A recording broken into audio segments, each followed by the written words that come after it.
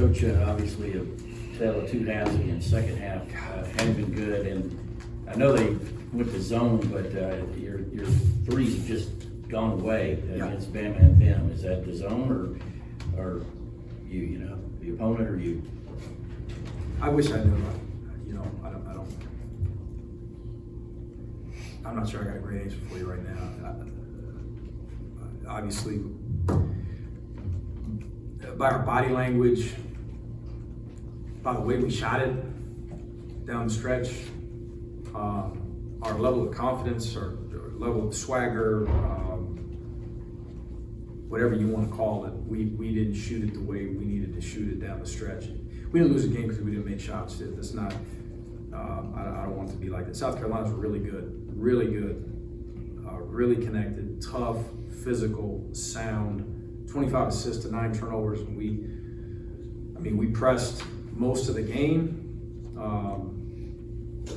Man, solid. They can beat anybody in the country when they're playing well.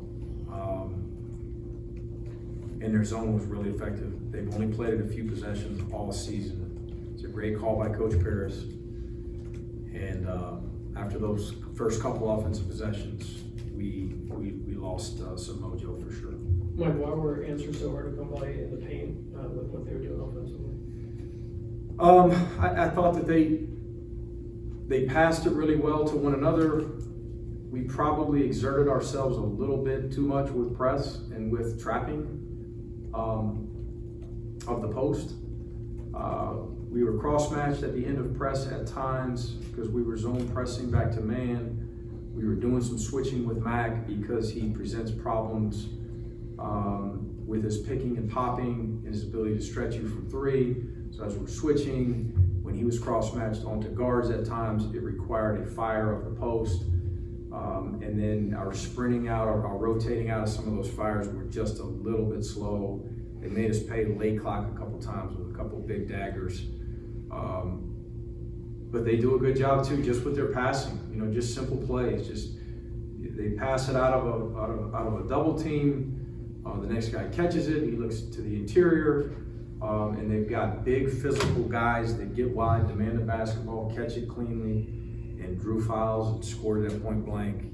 I thought Murray Boyles as a freshman is just a physical presence, a very, very good player. Josh Gray, I thought, was a huge factor off of the bench, going 7 of 19, plus 15. They had their way on the interior. There was a stretch in that second half where you guys nearly went 8 minutes without a successful shot from the field. Just My goodness. Yeah, what did you just see as far as the issues that you guys had scoring in that second half? I think that stretch included, was that all zone? Would you remember? A lot of it, yeah. Yeah, and it may have been all of it. You would think that they jumped into it after a basket or two. I don't know that without watching the film, but that was a big factor. Again, Davis stunning, playing cat and mouse with our ball handlers at the top of the key with his length and size. Gray on the interior, Murray Boyles at the nail, and their wings did a good job of preventing us from throwing into the corners. Tried a couple different things. We had 4 guards out there with our 5s.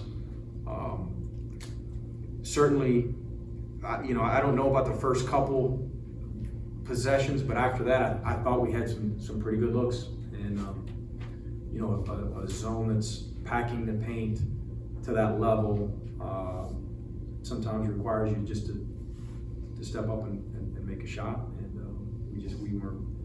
we weren't able to do that. Unfortunately, we're a really good shooting team, and we showed that in the first half. Again, a great call by Coach Paris. RJ Melendez only had 5 shots that he got off today. I think you had your best plus minus your starters. Is it a matter of having a hard time getting the ball in his hands for shots, or other people maybe see a lot of volume with Noah and Jabri and lower percentage? I thought we did a poor job cutting today. They're really good at defending one-on-one, and we had a few possessions where we over-dribbled it a little bit along the baseline, as I'm sure you guys saw. And as opposed to these guys collapsing and allowing easy kicks, they stay extended, like a few other teams in our league. And we weren't live enough as cutters, active enough as cutters to the rim, or searching to the corner, or searching, just cutting to the top of the key. We did the raise your hand and kind of walk back to half court and throw me the ball, and we get nothing out of that. We tried to play in more continuity stuff today. We tried to keep the tempo up. We thought that would be to our advantage. That's why we pressed, is why we tried to trap in the post. We were a little bit less call heavy. In learning from a couple of the other games here where we've struggled against really good opponents as of late, Tennessee and Bama.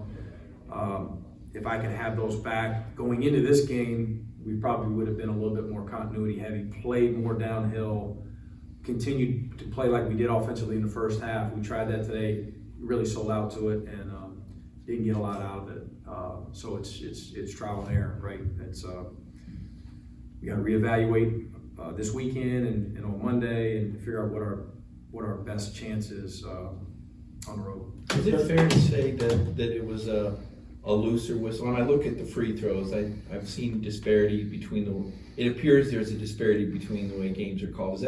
Is that just common knowledge, like an umpire? Some referees are going to call the game, allow a lot more physicality like today maybe than others when they I think each game's different. I do, and I think that the best crews, as a team, have a feel for it and try to be consistent throughout the game. So you just, as players and as coaches, if it feels different, you just gotta adjust. Third straight game, the opponent shot above 50%. Oh my goodness. What's got to change in the defenses? And A lot. Our wall-ups are I know they didn't shoot a ton of free throws, but we had 4 or 5 silly fouls. Our communication, especially in our guys' defense, we hadn't pressed a ton. I'm not sure that whether we pressed too much or not. I'll have a better answer after I study the film closely. I probably exerted ourselves a little bit too much, and then so in some of our rotations, especially playing from behind there late, some of their baskets were so easy based on, I think, guys just being really fatigued, and our level of communication dropped. We got 2 guys running to the ball, and then also 2 guys are running away from the ball, as opposed to 1 guy yelling ball, or simple stuff, but guys, I think, really tired. Our guys played really hard, and their poise was terrific versus our pressure as we're trying to fly around and just create havoc at the end of the game. Credit their guard play down the stretch, their decisions. I just want to be clear, they don't play much zone. I mean, that was typically. No, they've only played a few possessions of zone all year, Okay. the entire season. Yeah, All right. I mean, it was Because you said a couple of times, I mean, it was a good move, and yeah, it was a very surprising move. We didn't anticipate seeing much zone, but it's a zone they played early in the season. We spent a little bit more time on it for our game in Columbia, but it was a game that, it's a zone that they had success with last year against. They played it a little bit more last year. We saw it in here. I want to say we saw it in Columbia last year as well. This is y'all's longest losing streak of the season. Just what needs to change, get you guys back on track before having to go on the road to start? Well, I mean, you can win games a lot of different ways. I mean, as inefficient as we were defensively at times, you make 4 or 5 of those threes in the second half, you win a game and feel like, hey, we want to get a great win, but we got to defend that. If you defend at a really high level, we could have shot it the way we did and gotten away with it. So, I mean, we're going to focus on everything. We're going to focus on being the best we can be. We'll meet on Monday,